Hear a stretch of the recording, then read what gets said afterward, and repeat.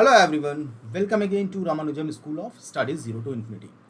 देखिए, हम लोग कैलकुलस पार्ट स्टार्ट करने वाले हैं। थ्योरेटिकल पार्ट क्लास 12 का भी रहेगा और कॉम्पिटिटिव पार्ट भी रहेगा। तो आपको बेसिक से स्टार्ट करते हैं नंबर सिस्टम से। देखिए, जितने भी कैलकुलस है, होल कैलकुलस, ठीक है, वो किस पे बेस्ड है? नंबर पे, नंबर सिस्टम पे बेस्ड है, मतलब रियल नंबर, राइट। तो रियल नंबर के बारे में हमें समझना बहुत जरूरी है। दो इंपॉर्टेंट कॉन्सेप्ट हमको देखने को मिलेगा। पहला कि कॉन्सेप्ट ऑफ फंक्शन, ठीक है। पहला क्या हो जाएगा? इंपॉर्टेंट चीज हमें कैलकुलस में क्या देखने को मिलेगा? Concept of function. And second one is concept of limit. तो जो कॉन्सेप्ट ऑफ फंक्शन है और कॉन्सेप्ट ऑफ लिमिट है, ये दोनों डिपेंड करता है किस चीज पे? रियल वैल्यू, मतलब जो रियल वैल्यू ऑफ नंबर, ठीक है। तो हमें number system, theory of real number, ये जानना बहुत ही जरूरी है। So both concept based on the theory of real number, ठीक है। चलिए, तो नंबर सिस्टम के बारे में हम लोग जानते हैं। तो सबसे पहले होता है हमारा नंबर सिस्टम में नेचुरल नंबर, या फिर हम कहेंगे रियल नंबर सिस्टम। तो रियल नंबर सिस्टम में पहला नंबर आ जाएगा हमारा क्या? Natural number. नेचुरल नंबर क्या होता है? काउंटिंग के जो नंबर होते, तो स्टार्टिंग में सबसे पहले सिर्फ और सिर्फ काउंटिंग के नंबर लिया जाता था। जैसे कि 1 2, मतलब 1 से स्टार्ट होता था। तो नंबर 1 2 3 4, ये सब जो नंबर है, जो जिसको हाथ पे काउंट किया जा सकता था, उसे हम ऑर्डिनरी काउंटिंग में जो यूज़ होता था, उसे हम हमने क्या कहा? Natural number. क्या कहा? Natural number. और इसको डिनोट किस चीज़ से किया? इसको हम लोगों ने डिनोट किया एन से, कैपिटल एन से। देखिए, तो एन क्या होगा? एक सेट होगा जिसमें जीरो नहीं आएगा, क्योंकि जीरो होल नंबर में आ जाएगा, ठीक है। सो पॉजिटिव इंटीजर आएगा इसमें, दैट इज 1। अच्छा, यहाँ पे हम इंटीजर बोले, लेकिन जब नेचुरल नंबर डिफाइन हुआ था तो इस वक्त इंटीजर भी नहीं था। So n is equal to 1 2 3 4 5 dot dot dot up to infinite तक आएगा, ठीक है। दूसरा नंबर होगा हमारा इंटीजर्स। सो इंटीजर्स में हम लोग देखेंगे, होल नंबर में जीरो आ जाता है, तो इंटीजर में जो आएगा नंबर -3 -2 -1 0 1 2, मतलब पॉजिटिव इंटीजर और नेगेटिव इंटीजर, ये सारे के सारे हमारा क्या आ जाएगा? इंटीजर आएगा। और इसे हम जेड से, कैपिटल लेटर जेड या आई से क्या करते हैं? डिनोट करते हैं। तो सेट जो हमारा बनेगा वो बनेगा जेड इज -1 -2 -3 0 1 2 3, जैसा कि आपको स्क्रीन पे दिख रहा होगा। तो चलिए यहाँ पे लिखते हैं Z is dot dot dot -3 -2 -1 0 1 2 3। तो ये सारे के सारे क्या हो जाएंगे? इंटीजर हो जाएगा। थोड़ा माइक में आगे कर लेता हूँ जिससे कि आपको अच्छा से सुनाई दे, नहीं तो साउंड बढ़ाना पड़ेगा।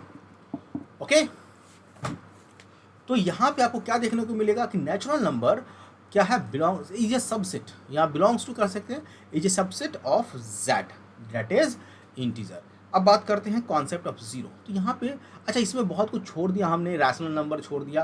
तो आगे आने वाले क्लास में हम लोग देखेंगे, फ्रैक्शन छोड़ दिया, वो भी देखेंगे क्या है rational number, fraction, irrational number, ठीक है। हम लोग रियल नंबर की बात करें तो दो चीज़ हम लोगों ने देखा कि इन दोनों चीज़ों का बहुत ज़्यादा यूज़ होता है। कॉन्सेप्ट ऑफ जीरो कहता है zero is also an integer. Zero क्या है? एक इंटीजर है।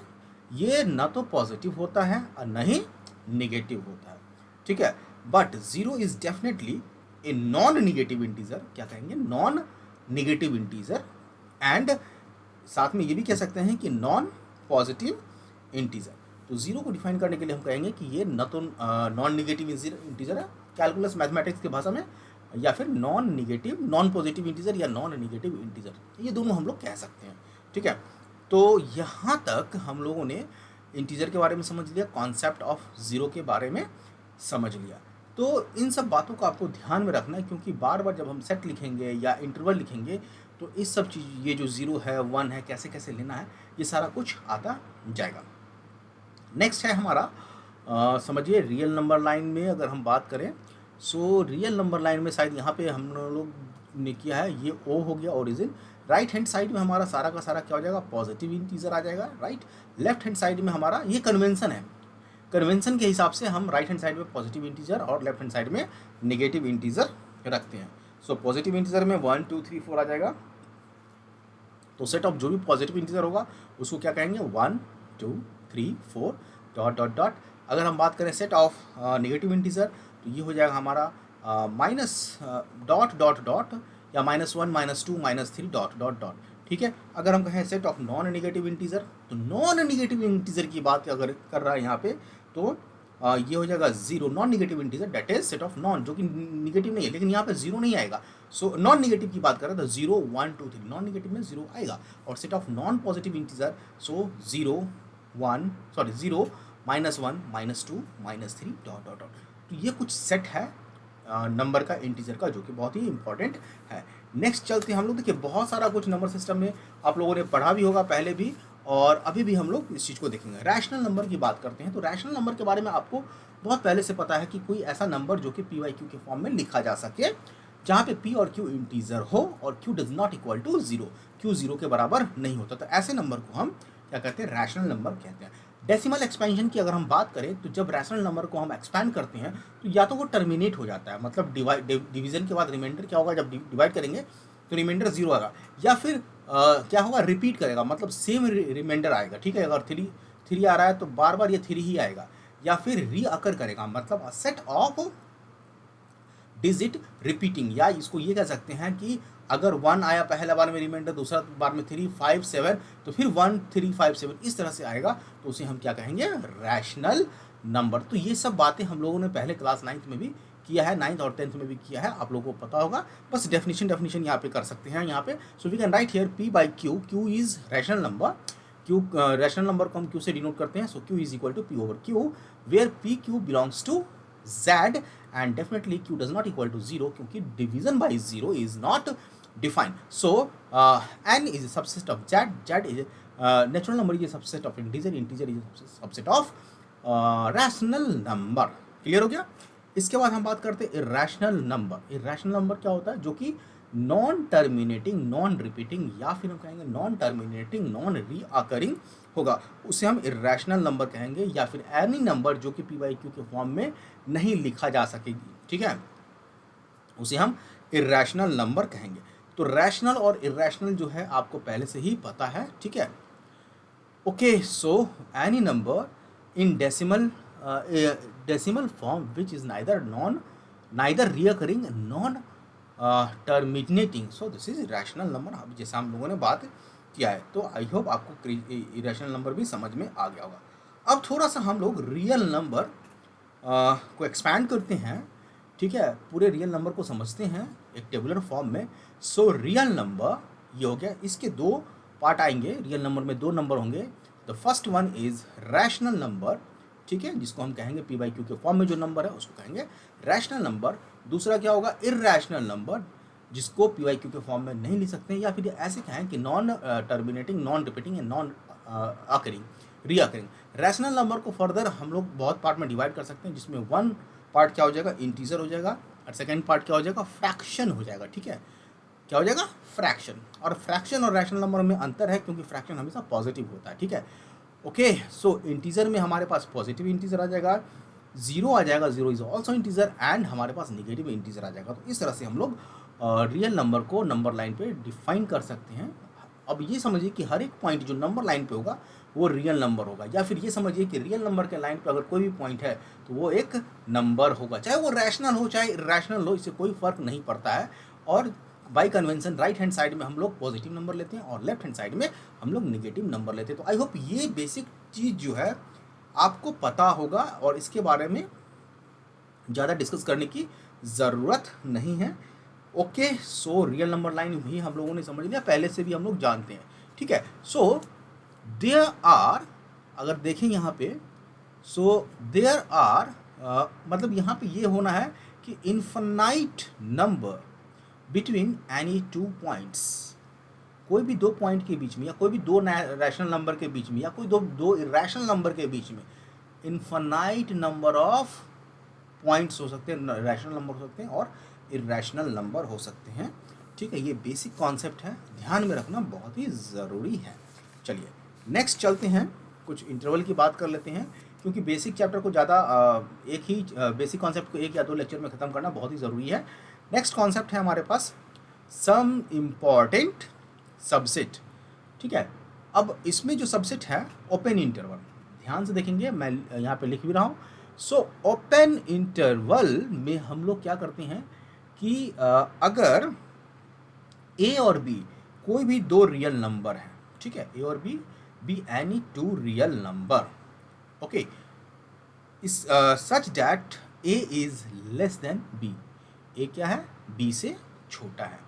तो जो भी पॉइंट ए और बी के बीच में आएगा उसको हम कैसे डिफाइन करेंगे, तो उसे हम इस तरह से डिफाइन करेंगे, then set of all real number, जितने भी रियल नंबर होंगे, lying between A, between strictly between one A and B, मतलब इसके जस्ट बीच में लाई करेगा। और स्ट्रिक्टली है, इसका मतलब क्या है, यहाँ पे ए और बी को नहीं लेना है, इसको हम ओपन इंटरवल कहेंगे। और इस केस में हम लोग लिखेंगे जो हमारा पॉइंट आएगा वो ए स्मॉल ब्रैकेट में लेंगे, क्या किस में लेंगे, स्मॉल ब्रैकेट या ओपन ब्रैकेट। तो ओपन ब्रैकेट का मतलब क्या है कि ए और बी इंक्लूड नहीं है, स्मॉल ब्रैकेट में का मतलब भी यही है कि ए और बी इंक्लूड नहीं है, ठीक है। तो ए और बी के हिसाब से इस तरह से लिखेंगे, okay. So A B means X is a number which belongs to real number where x is greater than a but less than b। यहाँ पे less than का साइन छूट गया, वहाँ पे less than का साइन डाल लेंगे, ओके। नाउ नेक्स्ट है क्लोज्ड इंटरवल। सो क्लोज्ड इंटरवल को भी हम लोग इसी तरह डिफाइन करेंगे। देखिए धीरे धीरे आपको सारा कुछ समझ में आता चला जाएगा। थोड़ा सा आपको यहाँ पे डेफिनेशन लिख रहा हूँ तो आप लोग इस डेफिनेशन को भी अपने नोटबुक पे लिखते जाइए जिससे कि आपका नोट्स बनता चला जाए, okay. So let A and B are two real number such that a is less than b, then set of all real number, जितने भी रियल नंबर होंगे कहाँ पे, a और b के बीच में, including a and b, between a and b, okay, between a and b, including यहाँ पे क्या है, इंक्लूड है a and b। तो जितने भी सेट होंगे a और b को लेते हुए तब वो हमारा क्या बनेगा, क्लोज्ड इंटरवल, ठीक है। a and b as well as is called closed interval। I hope आपको ये चीज़ समझ में आ गया होगा। इसको जो है हम लोग कैसे डिनोट करते हैं, बड़ी वाली कोस्ट से, ठीक है। तो ब्रैकेट कैपिटल होगा बट ये इंक्लूड के साइन में, ठीक है। देखिए यहाँ पे ओपन था, यहाँ पे क्लोज है। देन अच्छा यहाँ पे स्मॉल ब्रैकेट नहीं आएगा, क्लोज आएगा, तो यहाँ पे हम कहेंगे देन ए और बी क्लोज ब्रैकेट में X belongs to R where X is greater than equal to b and less than equal to b, x is greater than equal to a and x is less than equal to b। सो ये हमारा हो गया क्या हो गया, closed interval. तो दोनों and पे ये क्लोज्ड है। अब यहाँ पे है ओपन क्लोज्ड इंटरवल। तो कहने का मतलब है कि a और b के बीच में अगर कोई लाई करे, ठीक है, और a इंक्लूड नहीं है बट b इंक्लूड है, तो उसको हम कहेंगे ओपन। तो इसको नोटेशन में या तो हम इस तरह से दो तरीके से नोट कर सकते हैं।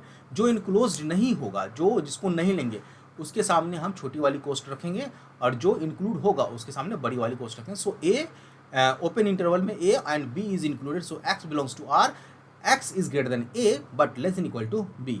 क्लोज्ड इंटरवल में क्या हो जाएगा, किस तरह से होगा कि क्लोज्ड ओपन, तो फर्स्ट लिमिटिंग पॉइंट जो है पहला वाला वो क्लोज्ड होगा, डेट इज बड़ी वाली कोस्ट आएगी यहाँ पे, और ए और स्मॉल वाली कोस्ट के साथ बी आएगा। तो यहाँ पे हम कहेंगे capital A B, so capital A और बी छोटी वाली कोस्ट, so this is equal to X is belongs to real number where X is greater than equal to A but less than equal to B, okay right. चलिए तो यहाँ पे थोड़ा सा कोई दिक्कत हुआ है, चलिए आगे चलते हैं। नाउ ये चीज़ समझ में आ गया।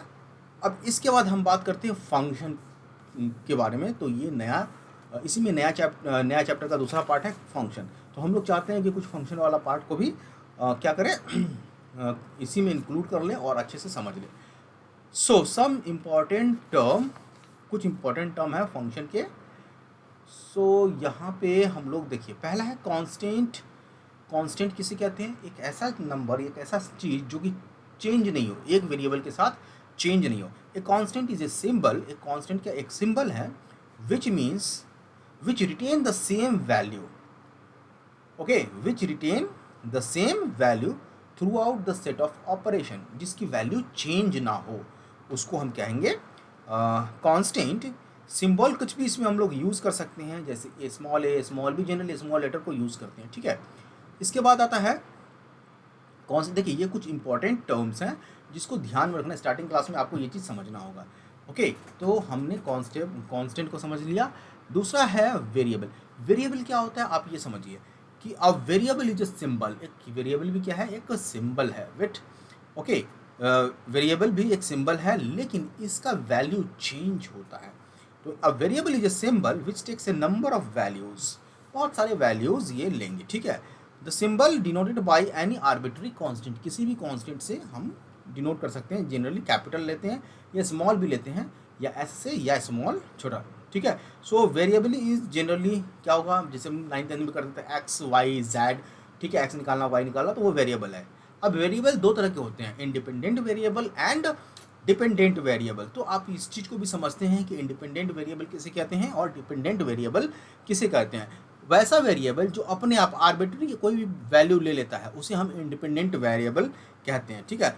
The symbol which can take any arbitrary value from a given set is called independent variable. Okay, independent variable. Okay, so independent variable can take any arbitrary value. Okay, और डिपेंडेंट वेरिएबल क्या होगा, वो value जो कि independent variable पे depend करे, ठीक है। जैसे अगर हम y is equal to X square plus 1 ले, तो x क्या है, इंडिपेंडेंट वेरिएबल। जिस तरह से हम लोग x की वैल्यू चेंज करेंगे तो y की वैल्यू मिलती जाएगी। इसका मतलब क्या है, y x पे डिपेंड कर रहा है, तो y को हम डिपेंडेंट वेरिएबल कहेंगे और x को इंडिपेंडेंट वेरिएबल कहेंगे। क्लियर? तो यहाँ तक आपको समझ में आ गया होगा डिपेंडेंट एंड इंडिपेंडेंट वेरिएबल के बारे में। अब चलते हैं डेफिनेशन ऑफ फंक्शन। फंक्शन का क्या डेफिनेशन है, फंक्शन किसे कहते हैं और कैसे पहचानेंगे कि कोई फंक्शन है या नहीं है। डेफिनेशन पहले यहाँ पे देखते हैं और समझने की कोशिश करते हैं। वैसे धीरे धीरे क्लास में आपको पूरा अच्छी तरीके से समझ में आ जाएगा। ओके, मान लेते हैं कि ए और बी दो नॉन एम्पैटी सेट है, मतलब दोनों में एलिमेंट है, राइट। ओके, देन एक ऐसा नियम, कोई भी हो सकता है, आर्बिट्री नियम हो सकता है, ठीक है, a rule F which associate each element of set A, हर एक एलिमेंट, सेट ए के हर एक एलिमेंट का एक इमेज होना चाहिए सेट बी में। सेट ए में कोई भी ऐसा एलिमेंट नहीं होना चाहिए जिसका इमेज ना हो, हर एक एलिमेंट का इमेज होना चाहिए और वो भी यूनिक, ये नहीं कि अधिक, वो भी एक होना चाहिए, ठीक है।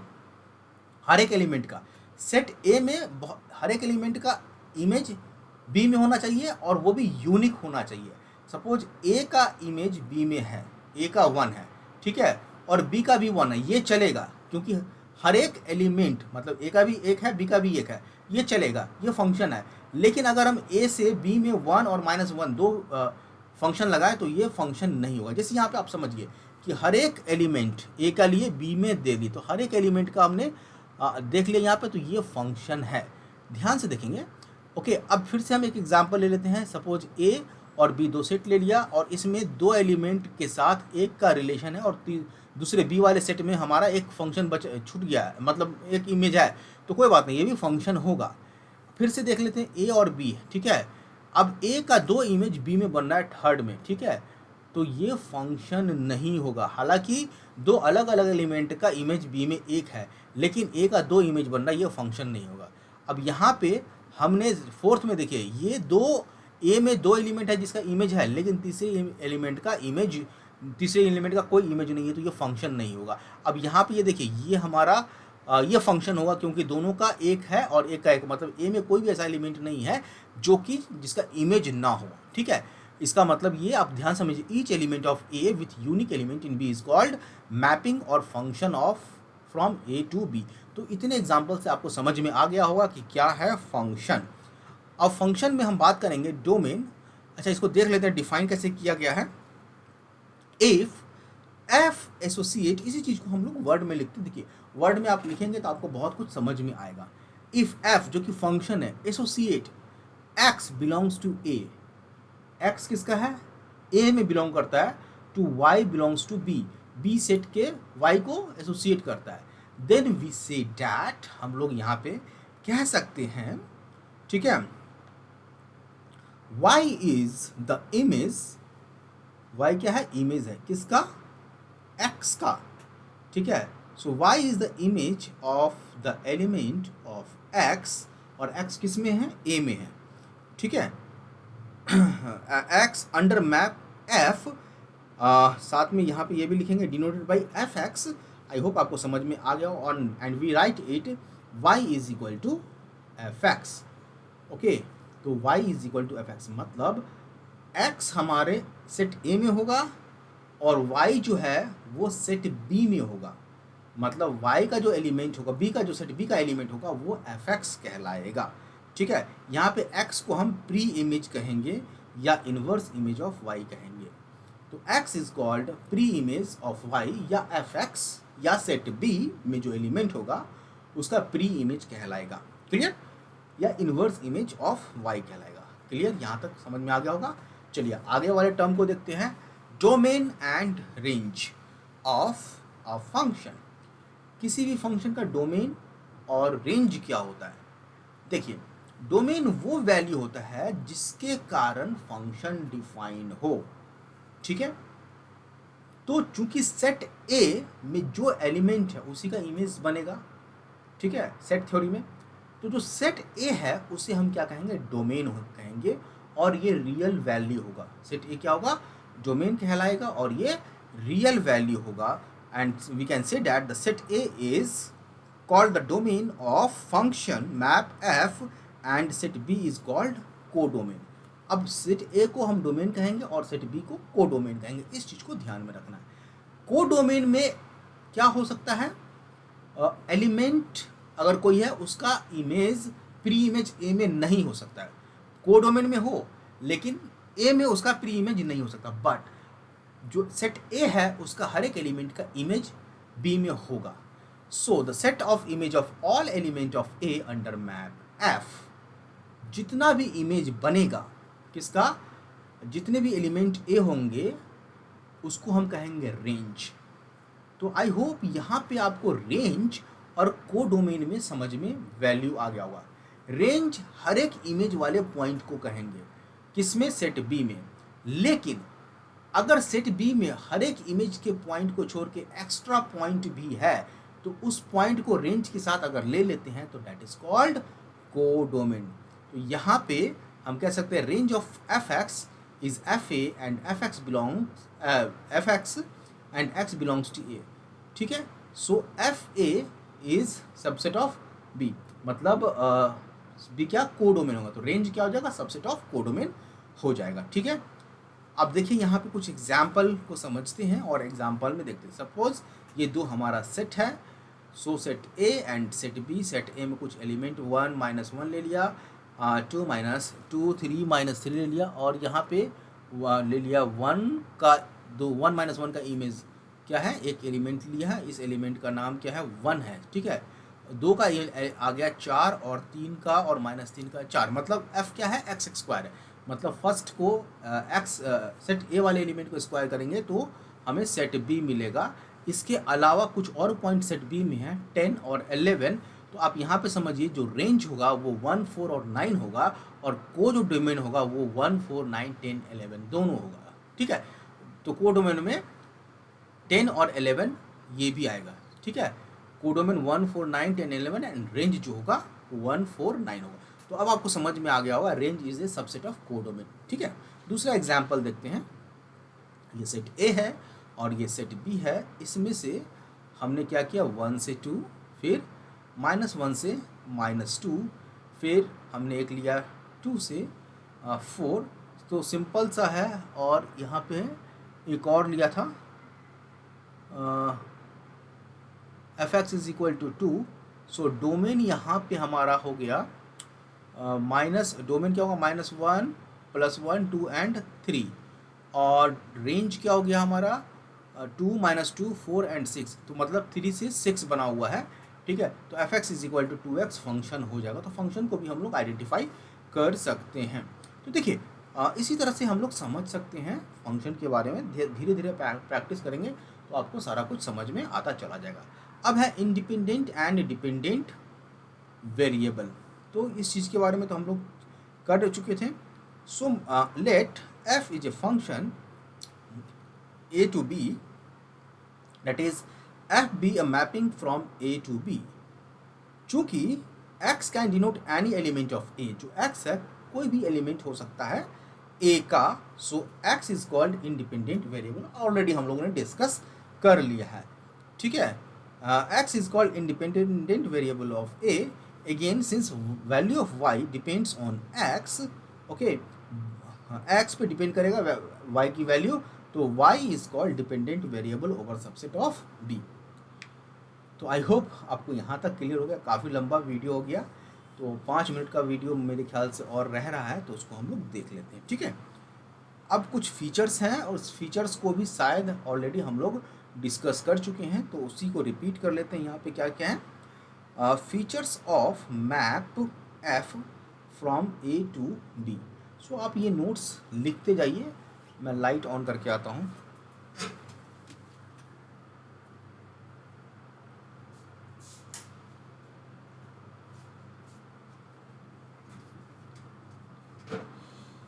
ओके, नाउ फीचर्स, थोड़ा ब्लिंक कर रहा है वीडियो लाइट के कारण। So features of map F from A to B, क्या क्या फीचर्स है, तो ऑलरेडी हम लोगों ने डिस्कस कर लिया। पहला फीचर्स है for every X belongs to A, हर एक ए एक्स जो कि सेट ए में होगा, ठीक है, उसका हर एक का कोई ना कोई इमेज होगा। There exist Y belongs to B such that Y is equal to F X, okay. तो ये चीज़ हम लोगों ने ऑलरेडी डिस्कस कर लिया है, ठीक है। डैट इज, हम लोग क्या कहेंगे, each element of A has image in B, हर एक एलिमेंट जो कि सेट ए में होगा उसका इमेज किस में होगा, बी में होगा, okay. But there may be element in B, लेकिन ऐसा हो सकता है कि सेट बी में कुछ एलिमेंट होंगे जो कि किसी भी, मतलब जो कि ए के किसी भी एलिमेंट का इमेज नहीं होगा। ए के हर एक एलिमेंट में बी का इमेज होगा, लेकिन ये कोई ज़रूरी नहीं है बी का हर एक एलिमेंट का प्री इमेज ए में हो, ऐसे समझिए, ठीक है। तो ये चीज़ हमारा फीचर्स 1 हो गया। नेक्स्ट है सेम एलिमेंट ऑफ ए, जो कि हम मल्टीपल वैल्यू की बात आती है कि अगर सेट ए में सेम एलिमेंट है तो वो सेट बी के अलग अलग इमेज का प्री इमेज नहीं हो, मतलब सेट बी के अलग अलग जो वैल्यू होगा या एलिमेंट होगा उसका प्री इमेज सेट ए में एक नहीं होगा। मतलब आप ऐसे समझिए कि अगर ए से हमने बनाया कोई भी सेट तो उसका एक ही इमेज आएगा बी में, ए से बी में 2 इमेज नहीं आएगा, या फिर बी के 2 प्री इमेज का, बी के 2 एलिमेंट का एक प्री इमेज ए में नहीं होगा। समझिए फिगर से, ठीक है, ये फंक्शन नहीं होगा। Clear, okay. Same element of A can not be associated to the distinct element of B, that is image of each element is unique, but distinct element of A, सारे अलग अलग ए के एलिमेंट में भी associated हो सकता है कि बहुत सारे ए में जो एलिमेंट है उसका एक ही इमेज बी में हो, ठीक है। इसको भी आप एग्जांपल से समझ सकते हैं। ये हो गया, ठीक है, यहाँ से एक एलिमेंट का इमेज बन गया, दूसरे एलिमेंट का इमेज बन गया, तो ये फंक्शन, तीसरे का भी बन गया, ये फंक्शन होगा। तो I hope major chunks of function में हम लोगों ने डिस्कस कर लिया। Constant variable, dependent variable, definition of function भी कर लिया हम लोगों ने, डोमेन एंड रेंज भी कर लिया और इसके एग्जाम्पल को भी समझ लिया। अब जो है कुछ और बातें हैं इसमें जो कि हम लोग देखेंगे। इसमें क्या है कि फंक्शन को तो हम लोगों ने समझ लिया कि फंक्शन है, निकालते कैसे है, फंक्शन की वैल्यू क्या होगी, ठीक है। इन सब चीज़ों को भी जैसे जैसे क्वेश्चन आएगा वो हम लोग करेंगे, बट थोड़ा सा उस चीज़ को यहाँ पे हम देख लेते हैं। Real value function, real value function of a real variable, तो रियल वैल्यू, वैल्यूड, यहाँ पे डी छूट गया, valued function, okay, function of a real variable. So if the domain and range if the domain and range, okay, and range of a function are, domain भी और range भी, ये दोनों function होगा और function are subset of R, मतलब real number का subset होगा, डोमेन भी और रेंज भी, then F is set to B, तो हम लोग कहेंगे जो एफ है, जो फंक्शन है, वो रियल वैल्यूड फंक्शन है of real variable, that is a real function. तो आई होप यहाँ तक आपको सारा कुछ क्लियर हो गया होगा। नेक्स्ट लेक्चर में हम लोग देखेंगे some important and real function, some important real function. तो आई होप आपको मेजर चंक्स के बारे में पता चल गया, भी मतलब मेजर पार्ट ऑफ फंक्शन के बारे में पता चल गया, डेफिनेशन सारा कुछ हम लोगों ने डिस्कस कर लिया। तो आप लोगों से रिक्वेस्ट है कि वीडियो अगर पसंद आया हो तो प्लीज़ चैनल को जरूर सब्सक्राइब कीजिए, कंटेंट को देखें पूरा, शेयर कीजिए वीडियो को जितना अधिक से अधिक हो सके, और बेल आइकन बटन को आप जरूर प्रेस कर दें। आप लोगों से रिक्वेस्ट है कि प्लीज़ कमेंट करें, जिससे कि वीडियो को और अच्छा बना सके, कॉन्सेप्ट को और डिटेल में हम लोग एक्सप्रेस कर सके। तो आपका कमेंट बहुत ही इंपॉर्टेंट है। तो आशा करता हूँ कि प्रीवियस नेक्स्ट लेक्चर में आप इस लेक्चर में आप जरूर कमेंट करेंगे, राइट। तो आज के लिए इतना ही रखते हैं। Have a nice day. जय हिंद।